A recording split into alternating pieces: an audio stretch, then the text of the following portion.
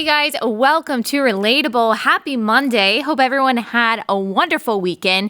All right, we're going to briefly talk about Cuba today, what's going on there. We're also going to talk about the vaccine and the Biden administration going door to door and encouraging people to get vaccinated. A lot going on. We have a lot to talk about this week, some good interviews and some hot topics to cover. One of the topics that I really want to cover this week is modesty and Matthew West's Modest is Hottest music video that apparently got a lot of blowback from progressives and professing progressive Christians. That is a topic that many of you have asked me to address, and I hope to get to it on Thursday. But today, because this is probably the biggest story that's going on right now, I want to talk about Cuba first. So the cries for freedom are coming from the people there who have been bearing the weight of tyranny of a communist regime for a little over 60 years. These are the biggest protests Cuba has seen in decades. People are tired of being oppressed. They're tired of being starved and mistreated and jailed for dissent. So they are pushing back. And it's really remarkable. Like I said, we haven't seen something like this coming out of Cuba in a very long time. The Biden administration, you may have noticed, liberal media are saying that the protests are because of COVID, the lack of medicine that they've been able to get. But that is clearly not the case if you actually look at the videos of these protests. They're in the streets chanting things like freedom, liberty, down with the dictatorship. The New York Times tweeted that the protesters are shouting, quote, freedom and other anti-government slogans. I just thought that was such a funny way to say what the word freedom is. Yes, sure, I guess it is anti-government slogan. They're flying American flags, and the liberal media, and I think even the Biden administration, don't want to admit that these Cuban protesters are pushing back against communism, because communism is an ideology of the left. But we all know, the Cubans here know, that's why they supported Donald Trump so significantly. And we should just consider that for a second. Consider that those who have fled to America from real oppression and authoritarianism so significantly supported Donald Trump. I just think that's interesting to note. Anyone who tells you, by the way, that the starvation of the Cubans and the dilapidation of the country has to do with America's sanctions just does not understand how corrupt regimes work. Lifting the sanctions and thus enriching the Cuban government is not going to help Cubans themselves. Corrupt governments hoard the money, they starve the people, and they continue down a destructive path. So we need to support the Cuban people in their push for freedom however we can. Cubans understand better than many leftists do here, it seems, that America is the last bastion of freedom that exists. That's why they're in the streets carrying these American flags, just like Hong Kongers did before China took them over and squashed all dissent last year. And I feel like we need to be talking about that a lot more, by the way. We've talked about it here a few times. We actually talk about China quite often, but I'm not sure if we in the West in general have really come to terms with the fact that what was once an autonomous democratic city is now part of communist China. Every pro-democracy news outlet in Hong Kong has been shut down by the government, and every pro-democracy dissenter has been jailed or killed or silenced in some way. That's a really big deal. And we should just hope that Cuba does not go the same way. A threat to liberty somewhere is a threat to liberty everywhere. There are a lot of people who know a lot more about the political history of Cuba, and I hope to have them on this week to give us some insight. But what I do know, what's obvious, is that communism is a scourge in the world that has killed more people than any other ideology by far. And the idea that anyone here in America, where our very poorest people are living in the lap of luxury compared to the average person in Cuba with access to food, shelter, clothing, emergency care, vaccines, government help, should be looking to communism or socialism as a better way, it's just absurd. But as we know, unfortunately, anti-American propaganda, like we talked about last Tuesday, is prevalent right now. It has been actually for a long time. It's come from socialist countries over the past 100 years, like Soviet Russia, even North Korea. China has infiltrated many of our major institutions, especially academic institutions. Ashton Kutcher, of all people. Now, I think that he has some very good and interesting views, but I say of all people because you just don't really expect celebrities to say things like this. He's actually warning about this kind of propaganda coming from TikTok. He said this in an interview on YouTube, according to Fox News, quote, "If I'm China and I want to create a problem in that area of the world, specifically a naval problem in the South China Sea, I would probably want to utilize TikTok in order to influence the minds of Americans." The article goes on to say in Fox News, he noted that such social media platforms can be used to create, quote, "an anti-U.S. propaganda, anti-Taiwanese propaganda effort that could result in any war from the United States being extraordinarily unpopular."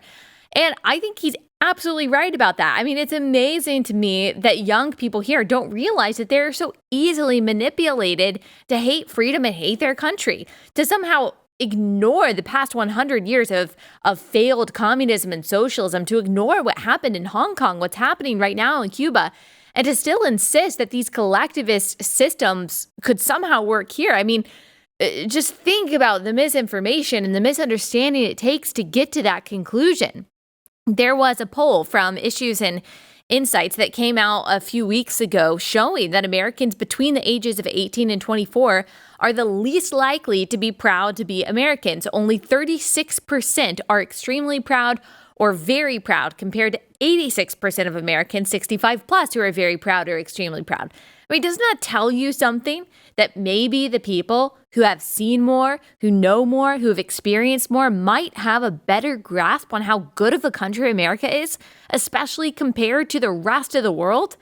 And yet, I think that number is going to continue to go down among young Americans as long as the tenets of critical race theory and anti-American leftist ideology are being pushed in schools. I do not think it's a coincidence that people 18 through 24 are also the most likely to have an affinity towards communism and socialism, are the most likely to be liberal, as well as the most likely to not be proud of our country. I mean, as long as students are being told that the very foundation and all of America's institutions are infected with racism and bigotry, as long as they're being taught that America has been a force for evil in the world, young Americans will not only continue to dislike their country, but also themselves and each other, because that's what this kind of ideology and thinking actually produces. It produces resentment and ingratitude and weakness of the country through division, which is exactly what our enemies, like the Chinese Communist Party, want. They and the rest of the unfree world have been trying to get Americans to hate themselves, to hate our country, and to hate each other for decades. You are less likely to fight for your country, to keep the secrets of your country's military and industries, to prioritize the economic well-being of your country, to rely on the manufacturing of your country, or defend the principles of liberty of your country, if you think that your country is inherently bad. And we already see that happening with corporations, for example, like Nike or Disney or others, who talk about how America is racist and so bad, yet praise the CCP, which is a racist, evil regime that is enslaving and colonizing as we speak. So that kind of thing is already working. And we touched on this last week, but I just want to mention it again because it's been on my mind. It seems that people from every other country are able to manage to have some sort of patriotism, even though their country isn't perfect or in some cases is really bad. My husband has been into watching UFC lately, and I've honestly started to like it myself. I know that might be kind of surprising. It's not really my brand, but we watched the big fight on Saturday night, and if you don't know what happened, I was telling people at church on Sunday, like, what happened. Like, I'm some, like, huge UFC expert. I'm not, but it was a good fight. There were a lot of good fights, but the last fight, Conor McGregor, the infamous Irish fighter, fought against Dustin Poirier. I think that's how you pronounce his last name. And in the first round, If you don't know, McGregor stepped back and his leg snapped right above his ankle. Oh my goodness, it was so hard to watch, especially like the slow-mo and everyone who's showing it on social media. If that kind of thing grosses you out, I don't recommend looking it up. But it was, if you can somehow catch the fight and see what happened, it's pretty incredible to watch. And it was pretty disappointing as well because everyone wanted to see them in the next rounds. But of course, that didn't happen. And I also learned, this is just a side note for a second. I also learned that I do not understand Irish English. Like, it is a completely different language. I mean, he was trash talking, some of you probably saw after the fight, and I literally could not understand a word he said while Joe Rogan was interviewing him. I needed some kind of translator, but anyway, so back to the point. He's got this big Irish flag coming out there like he always does. Clearly, he loves his country. He's proud of his culture. And you look at the other fighters too, who always do the same thing. You've got fighters from Nigeria, from Brazil, from Russia, places with serious human rights violations and very corrupt governments. And they're all so proud to rep their country. And you see this not just in the UFC, but in the Olympics, in any event where people are representing their country. People love where they come from, even in third world countries, even if they don't love the leadership or all the policies, because people understand that patriotism isn't about liking all the policies and the politicians that are put in place. It's about something much deeper than that. It's about either founding principles and values or just the culture from which you come. Now, you could say that some of the people in some of these places are forced to show patriotism, and that's absolutely true. But I really think, for the most part, people just have an affinity for where they come from, even if they fled the country because of tyranny.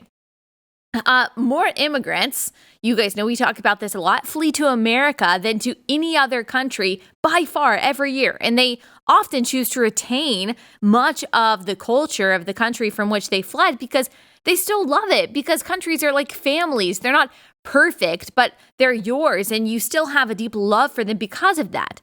So all this to say, don't you think it's just a little sus, speaking in Gen Z language, that you, college student, with all the opportunity, freedom, luxury in the world, hate your country when people in much worse countries with much less are still patriotic? Like, isn't it a little sus that you loathe the country to which millions of people are fleeing to for a better life? Is it not strange to you that you, white Gen Zer, are sure this is a terrible racist country while brown and black people from India, from Africa, from China, from South America sacrifice everything every year to come here? And when they do, are able to achieve incredible success, often rising above the American-born population when it comes to things like income and their careers and graduation rates. Do you think it's just that they didn't get the memo that America is an awful white supremacist place and that somehow they lucked out when they got here? Or do you think it's possible? Do you think there's a possibility that you are the one who has been lied to for nefarious purposes, and that people who are older than you, people who have a bigger perspective than you or me, people who actually know what communism and socialism and fascism and authoritarianism and oppression are, may have a better understanding of what kind of country America is than you? Like, could it be that you're blinded by your own privilege because someone, a professor, a classmate, a social media influencer at one point told you that ragging on your country is cool or sophisticated or intellectual sounding? Now, I'm reading Great Society by Amity Shlaes, and I'm realizing how much socialism we already do have implemented in the U.S. and how big the federal government is compared to what it was originally intended to be. But that said, we are still freer and more capitalistic than the vast majority of countries, and we have a ton of success to show for it. So we should be talking about that. We should be grateful for that. We should be happy about that, thanking God for that. I don't mean that we don't have bad parts of our country. I always give that caveat. And that we have bad parts of our history that we shouldn't be talking about. I'm not talking about whitewashing history. Actually, I think that Americans should be so confident in our founding principles and so confident in liberty that we are comfortable talking about the ugly things that America has done, unlike authoritarian countries that have to cover up the bad that they've done in order to stay in power. But remove yourself from your place of privilege for just a second, which I and everyone in this country occupy, and look to the people who love liberty and waved the American flag in Hong Kong. Look to those waving the American flag in Cuba and realize how incredibly blessed you are and how much America and her freedoms are worth fighting for.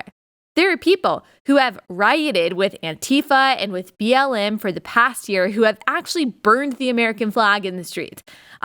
Instead, they've raised the Chinese communist flag or a flag with the communist raised fist or the communist symbol on it.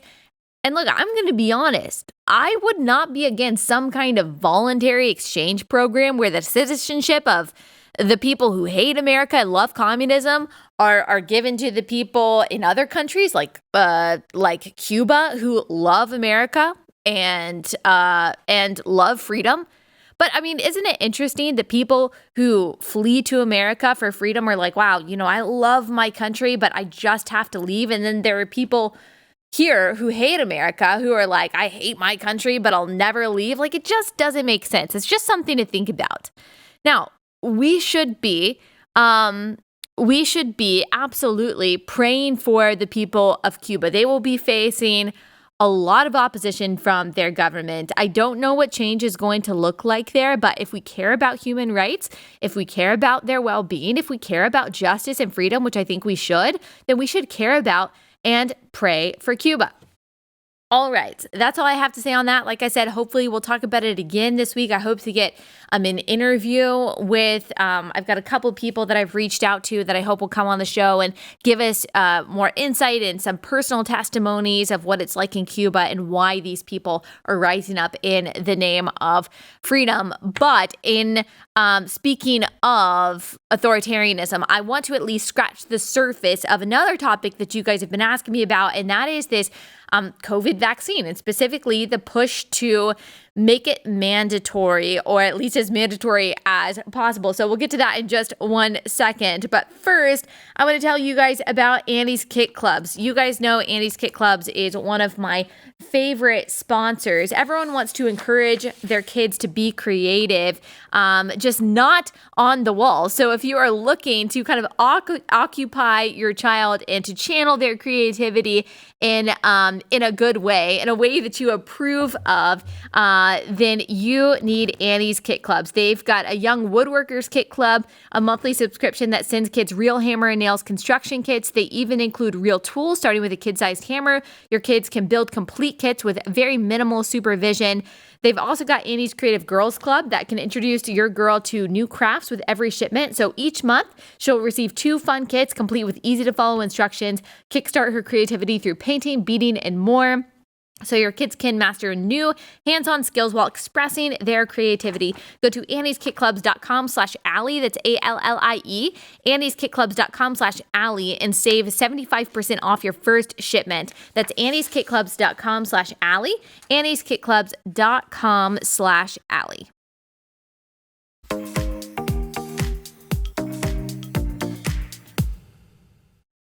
Now, when I say authoritarianism, I'm actually not talking about the Biden administration. They have not issued a mandate, and I'm not sure that they will. HHS Secretary Xavier Becerra said on CNN recently that they're trying to give people the sense that we have as much freedom and choice as possible. I thought that was an interesting choice of words, but that they're going to knock on people's door to encourage them to get the vaccine. He said people don't have to answer the door, but if they do, the government representatives will talk to them about the vaccine and any of their concerns. And look, do I think that that's kind of creepy? Yes, I do. Like Ronald Reagan said, some of the scariest words in the English language are, I'm from the government and I'm here to help. But honestly, I actually commend the Biden administration for trying to do everything they can, short of making it mandatory. They actually deserve some kudos for that. They're going door to door. They're trying to reach out to people about something they think is important without actually forcing them by law to do it. So whatever, you don't have to answer the door like they said, but that's an effort that they're trying to make. But not everyone outside the administration feels the same. And this is why I talk about authoritarianism. And I don't mean in the governmental sense. I'm just talking about this authoritarian attitude that a lot of people on the left seem to have, especially in relation to this vaccine. So Leana Wen, former Planned Parenthood president and CNN commentator. So just judging by her professional history, I'm not really sure if we want to listen to her when it comes to subjects that have to do with saving lives, considering she has presided over the killing of unborn children. But she did have this suggestion. And what we really need to do at this point is to make vaccination the easy choice. It needs to be hard for people to remain unvaccinated. Right now, it's kind of the opposite. It's fine. I mean, it's easy if you're unvaccinated. You can do everything you want to do anyway. But at some point, these mandates by workplaces, by schools, I think it will be important to say, hey, you can opt out, but if you want to opt out, you have to sign these forms, you have to get twice weekly testing. Basically, we need to make getting vaccinated the easy choice. That is what it's going to take for us to actually end the pandemic. So basically what she's saying is while the government can't force you, we should make it very difficult for people to enjoy life at all or access basic services. Then there was this tweet from, I don't even know who it is. It sounds like a very, I'm not trying to be rude, but crazed left-wing blog called The Palmer Report. Lots of followers, but is always tweeting very strange things. Said this: Leana Wen is correct. Unvaccinated right-wingers are a threat to national security. What about unvaccinated left-wingers, by the way? It's not just right-wingers that are not getting the vaccine, but just unvaccinated right-wingers? Okay. Unvaccinated right-wingers are a threat to national security, and the only thing they understand is consequences. Force them to get constantly tested. Lock them out of public places, force them to stay home by default. They'll whine, but they'll cave. All right. And then someone underneath replied this. I just wanted to include this because it's just so stunning and sad. Someone says Gen X resists. They should have to, that's what their handle is. They should have to wear a scarlet letter C and heavily tax the willfully unvaxxed. I mean, are you guys? Are you okay? Is there some other virus that only infects the brain that I'm not aware of? They are going to be a preventable burden on the medical system for a generation. I mean, yikes. Huge yikes. There are all kinds of just hellacious replies under that tweet of people celebrating the prospect of death for people who aren't vaccinated, saying that they shouldn't get medical care at hospitals if they refuse the vaccine. Let's tease out that logic just a little bit. So someone shouldn't get medical care at a hospital if they refuse the vaccine, which basically is saying if someone refuses to do something that probably could have prevented sickness, they shouldn't get care. So if someone refuses to stop smoking, they shouldn't get treated for lung cancer. Is that what we're going with? Like if someone refuses to lose weight, they shouldn't get treated for diabetes. If someone refuses to get sober, they shouldn't be treated for a drug overdose. Wow, yes, I cannot wait to turn over our healthcare system to the absolute control of these kinds of people. Super compassionate, very excited about it. It should be noted, by the way, that according to a Gallup poll, conservatives are 2.5 times more likely to answer correctly the question, how likely is it to be hospitalized because of COVID? So 41% of liberals believe that the answer is 50% plus, that you've got a 50+% chance to be hospitalized if you contract coronavirus.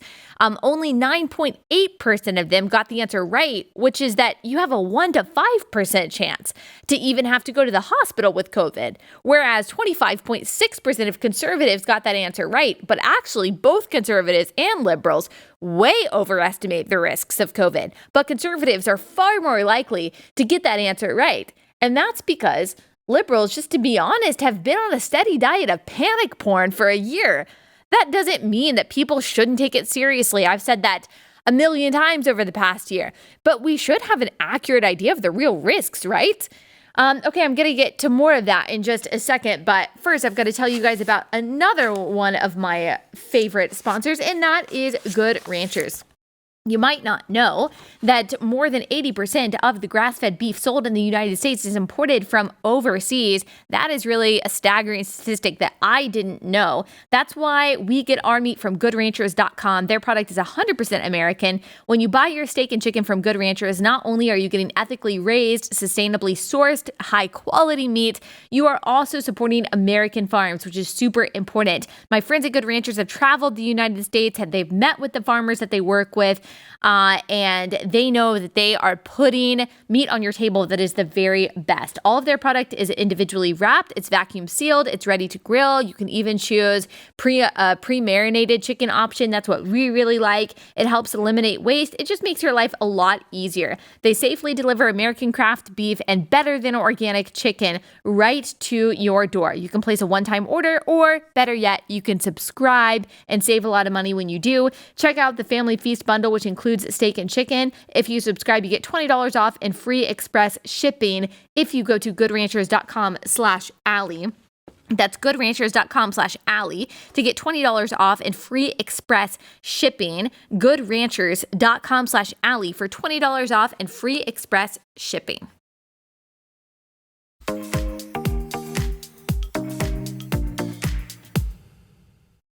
Now, here's what Leanna Wen and other left-wingers seem to understand. I'm judging from their rhetoric that I'm not sure that the Biden administration understands, or if they do understand it, they're not showing it. If someone has not gotten the vaccine at this point, it is very likely not because they don't know how, or they haven't heard about it, or that there's some logistical issue. They really don't need someone coming to their door telling them about it. It's because if they haven't gotten it yet, they don't want to.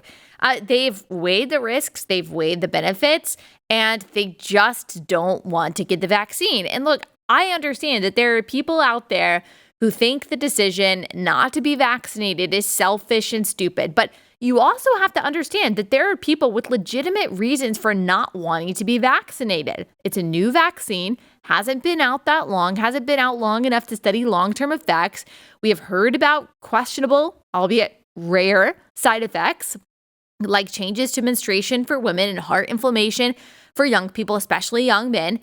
This is what NBC reported about it in June. Quote, a higher than usual number of cases of a type of heart inflammation has been reported following COVID-19 vaccination, especially among young men following their second dose of an mRNA vaccine. The Centers for Disease Control and Prevention said Thursday overall 226 cases of myocarditis or pericarditis after vaccination in people younger than 30 have been confirmed. Dr. Tom Shimabukuro, deputy director of the CDC's Immunization Safety Office, said during a presentation to a Food and Drug Administration advisory group. Further investigation is needed, however, to confirm whether the vaccination was the cause of the heart, to confirm whether or not the vaccination was the cause of the heart problem. Normally, fewer than 100 cases would be expected for this age group. Teenagers and people in their early 20s accounted for more than half of the myocarditis cases reported to the CDC's safety monitoring systems following COVID-19 vaccination, despite representing a fraction of people who have received the shots. Okay. 226 cases out of millions and millions of shots means that this is really rare, but it is still a risk that some young and healthy people are not willing to take. The New York Times reported that young people are the biggest barrier to immunity because they're just nervous about taking it. And they also know that complications from COVID are super rare unless you have some kind of underlying condition. So here's what the New York Times reported in June.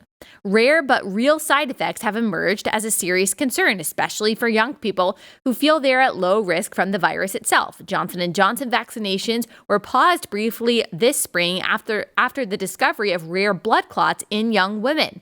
And federal health officials said last week that the Moderna and Pfizer BioNTech vaccines have caused heart problems in about 1,200 Americans, many of them under age 30, though they said the benefits of the vaccination continue to far outweigh the risks.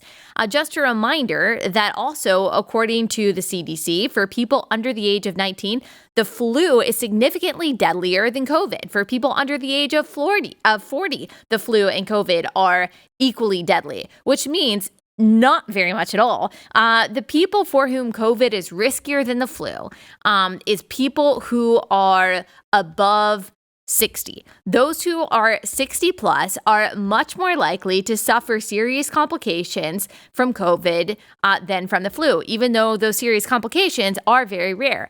And I understand that we are concerned about these unvaccinated people passing it along to older people, but not being vaccinated against a virus doesn't mean you are a carrier of the virus. That's very important to know. And being a carrier of COVID is going to become increasingly rare as there are still so many people who are vaccinated. Most older people are vaccinated, so they're at very, very, very low risk, which I think is a great thing, by the way. There is no question in my mind whatsoever that if you are elderly, the benefits of getting the vaccine actually outweigh the risks. But again, I think it's a personal decision for you.